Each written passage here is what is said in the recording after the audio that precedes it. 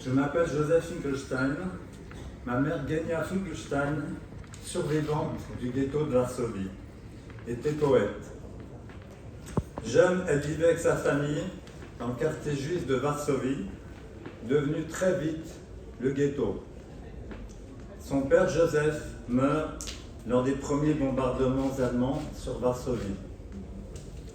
Sa mère, Rouma, est déportée à Treblinka en 1942. Son frère, Kreniek, à 20 ans, l'a fait sortir du ghetto la veille de l'insurrection.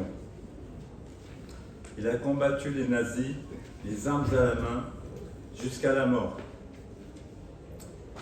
Genia avait 15 ans et se cache dans des familles polonaises. Une fois en France, Genia n'a eu de cesse de témoigner du passé. En 1986, elle écrit un recueil de poèmes, Le cri du ghetto, qui obtient le prix de poésie de la ville de Paris. Elle milite de toutes ses forces pour l'instauration d'un jour de commémoration, Yom HaShoah, et agit contre l'installation des Carmélites à Auschwitz. Elle nous a quittés il y a 8 ans, à 91 ans, après avoir témoigné une dernière fois au mémorial. Genia m'a transmis une injonction.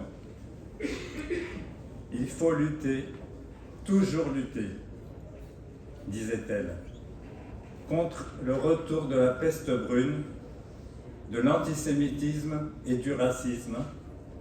Lutter toujours pour la liberté. C'est devenu mon combat quotidien aujourd'hui, plus que jamais. Dans son recueil Le cri du ghetto, elle se définissait ainsi. Poète suis-je devenu, par les larmes de mon peuple assassiné, par l'indifférence du monde entier. Je n'ai plus personne devant qui pleurer, tous les miens disparus à jamais. Je voudrais vous lire maintenant un de ces poèmes intitulé « Survivre ». Nous étions peu nombreux, cachés dans des bunkers, en attendant notre fin. Elle était si proche, elle faisait de grands pas.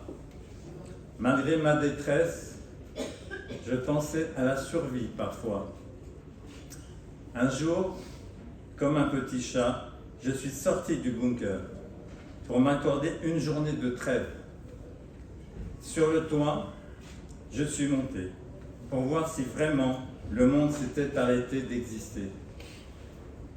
Je voulais voir de mes propres yeux si le soleil existait, si la neige fondait, ou si c'était la fin du monde entier.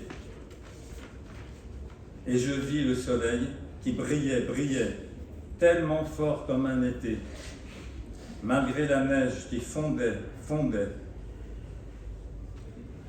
Nous étions à la fin du mois de mars, avant les grandes manœuvres, la solution finale.